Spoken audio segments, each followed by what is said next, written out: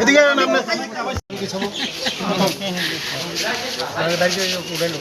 ধরে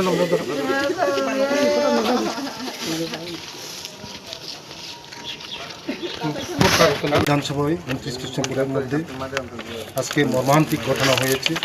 সকালবেলা মাটি ধসে দুজন মৃত্যু হয়েছে। আমি ভগবানের কাছে প্রার্থনা করি ওরা যেন তাদের আত্মা যেন শান্তি থাকে। আশাহরি জমাতিয়া এবং জেমস জমাতিয়া দুজন মারা গিয়েছে এবং একজন এখন হসপিটাল আছে, জিবি হসপিটাল আছে। ওদের পরিবারের সঙ্গেই আমরাও মর্মাহত, দুঃখিত এবং আমি এসডিএমকে আমি ধন্যবাদ জানাই।